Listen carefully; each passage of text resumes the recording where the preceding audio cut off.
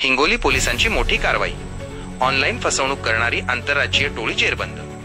Hingoli cyber sale आणि स्थानिक गुन्हे शाखेने एका आंतरराज्यीय ऑनलाईन फसवणूक करणाऱ्या टोळीला जेरबंद करण्यात मोठे यश मिळवले आहे।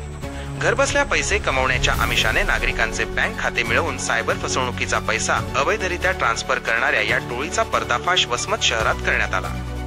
पोलिसांनी वसमत शहर बसस्थानक परिसरात सापळा रचून 3 आरोपींना ताब्यात घेण्यात आले आहे। हे आरोपी राजस्थान आणि वसमत येथील असून यातील एका आरोपीच्या स्वामी ट्रेडर्स नावाच्या बँक खात्यावर देशभरातील 20 सायबर गुन्हे दाखल असल्याचे तपासात उघड झाले आहे।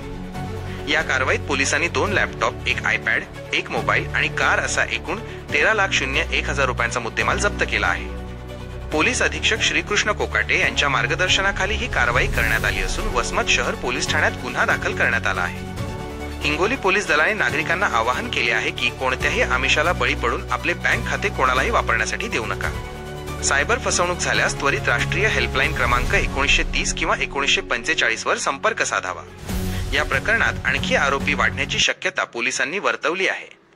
थोडक्यात हिंगोली पोलिसांनी वेळीच केलेल्या या कारवाईमुळे अनेक नागरिकांची मोठी फसवणूक टळली आहे। या आणि अशाच आणखी बातम्यांसाठी पाहत रहा MDTV Marathi news.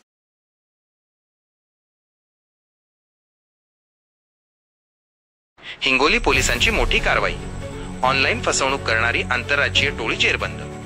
Hingoli cyber sale आणि स्थानिक गुन्हे शाखेने एका आंतरराज्यीय ऑनलाईन फसवणूक करणाऱ्या टोळीला जेरबंद करण्यात मोठे यश मिळवले आहे।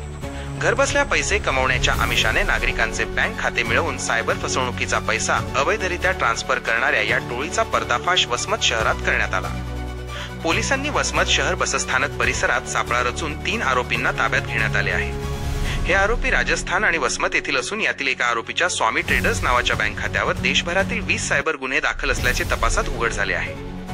या कारवाईत पोलिसांनी 2 लॅपटॉप, 1 आयपॅड, 1 मोबाईल आणि कार असा एकूण 13,01,000 रुपयांचा मुद्देमाल जप्त केला आहे। पोलीस अधीक्षक श्रीकृष्ण कोकाटे यांच्या मार्गदर्शनाखाली ही कारवाई करण्यात आली असून वसमत शहर पोलीस ठाण्यात गुन्हा दाखल करण्यात आला आहे।